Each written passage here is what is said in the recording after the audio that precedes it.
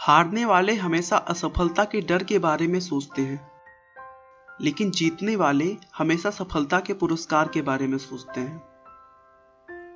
दोस्तों, मैं आज आपको Alibaba.com के फाउंडर और इस समय चीन के सबसे धनी व्यक्ति जैक मा के सफलता की कहानी के बारे में बताने जा रहा हूं। जैक मा विश्व के सबसे सफल एंटरप्रेन्योर में से एक हैं। उनकी कुल संपत्ति $20 बिलियन आंकी गई है। दोस्तों, जैक ने यह सफलता इतनी आसानी से नहीं पाया है। उनके संघर्षों को अगर आप जानेंगे तो आश्चर्य करेंगे कि इतनी असफलताओं के बाद भी कोई आदमी कैसे आगे बढ़ते रहने की सोच सकता है। जैक मा का जन्म 10 सितंबर 1964 को चीन के एक छोटे से गांव में हुआ था। जब वे 13 साल के थे तभी उन्होंने इंग्लिश सीखनी शुरू कर दी थी। ऐसा चीन में बहुत ही कम लोग करते थे, क्योंकि उस समय चीन की प्रमुख भाषा चीनी थी और इंग्लिश सीखना जरूरी नहीं माना जाता था। इंग्लिश सीखने के लिए उन्होंने किसी शिक्षक का सहारा नहीं लिया था, बल्कि वे टूरिस्ट गाइड बन गए थे और टूरिस्टों को घुमाने के दौरान वो उनसे इंग्लिश में बातें करने की कोशिश किया करते थे। उन्होंने यह काम करीब 9 साल तक किया, जिससे उन्हें इंग्लिश का अच्छा नॉलेज हो गया था। दोस्तों, जैक मा का वास्तविक नाम मा यून है। इन विदेशियों को गाइड करते करते एक विदेशी व्यक्ति से उनकी गहरी मित्रता हो गई, जो उन्हें पत्र लिखा करता था, और उसी विदेशी मित्र ने उन्हें जैक नाम दिया, क्योंकि चीनी में उनका नाम बोलना और लिखना बहुत ही कठिन था। तब से मा यून को जैक के नाम से ही जाना जाता है। जैक का पढ़ाई में बिल्कुल भी मन नहीं लगता था। इसी वजह से वो 4th क्लास में 2 बार और 8th में 3 बार फेल हो गए। कैसे भी करके ये सभी एग्जाम्स पास की तो ग्रेजुएशन के एंट्रेंस एग्जाम में उन्हें 5 बार असफलताएं मिली। उसके बाद जैक ने एक बहुत ही खराब माना जाने वाला इंस्टीट्यूट में दाखिला ले लिया, जहां से 1988 में उन्होंने अंग्रेजी में ग्रेजुएशन की एग्जाम पास की।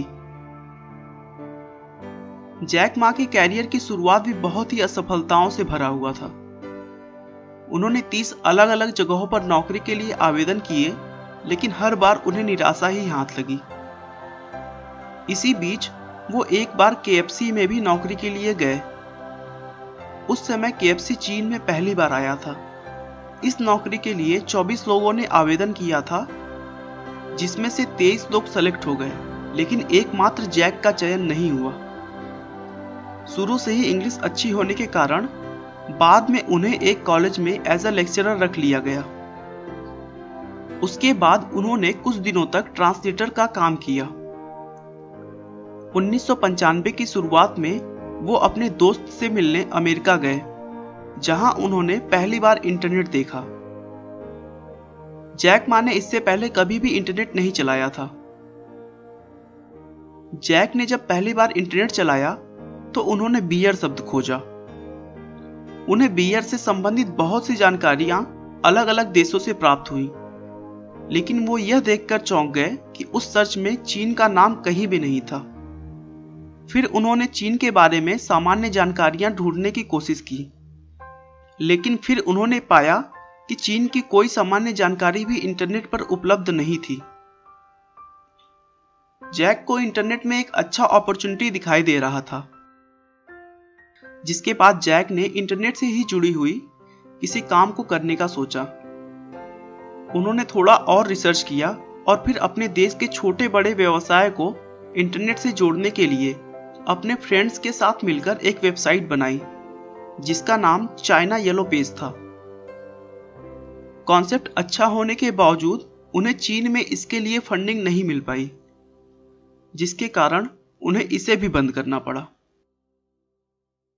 दोस्तों, इतने असफलताओं के बाद तो शायद ही कोई होगा जो आगे फिर और कुछ करना चाहेगा, लेकिन नहीं। जैक ने अपनी पुरानी कमियों को ध्यान में रखते हुए अपने वाइफ और 20 लोगों के साथ मिलकर उसी कॉन्सेप्ट के साथ फिर से एक नया वेबसाइट बनाया, जिसका नाम Alibaba.com था। इसमें भी उन्हें शुरुआत में थोड़ी सी प्रॉब्लम फेस करनी पड़ी, लेकिन फिर सॉफ्ट बैंक के एक बड़े निवेश के साथ इस कंपनी ने कभी भी पीछे मुड़कर नहीं देखा और देखते ही देखते दुनिया की सबसे बड़ी ई कॉमर्स कंपनी ईबे को अगले 4 सालों के अंदर ही अंदर अपने देश से बाहर का रास्ता दिखा दिया। जैक मा आज दुनिया के रिचेस्ट पर्सन में गिने जाते हैं। उनकी कुल संपत्ति $20 बिलियन से भी ज्यादा है। दोस्तों, अलीबाबा की नेटवर्क फेसबुक से भी कहीं ज्यादा है और जितना कमाई अमेजॉन और ईबे मिलकर करती हैं, उससे ज्यादा जैक की कंपनी अकेले करती है। दोस्तों, हमें असफलताओं से घबराना नहीं चाहिए, बल्कि उसका समझदारी के साथ मुकाबला करना चाहिए, क्योंकि वक्त हमेशा एक सा नहीं होता है। अगर आपकी जिंदगी में अभी छांव है तो इंतजार करिए, सफलता की किरण आपकी जिंदगी को भी रोशन करेगी। दोस्तों, किसी काम में असफलता मिलने पर हताश न हो। असफलता तो आपको ज्यादा समझदारी से उसी काम को दोबारा करने का मौका देती है। आपका बहुमूल्य समय देने के लिए बहुत बहुत धन्यवाद। इस वीडियो को लाइक करके आप हमारा मनोबल बढ़ा सकते हैं। मैं हर रोज एक नई इंस्पिरेशनल और मोटिवेशनल वीडियो के साथ आता हूं। दोस्तों, अगर आप हमारे वीडियो को मिस नहीं करना चाहते तो कृपया चैनल को सब्सक्राइब कर लें। आपको यह कहानी कैसी लगी हमें कमेंट करके जरूर बताएं। धन्यवाद।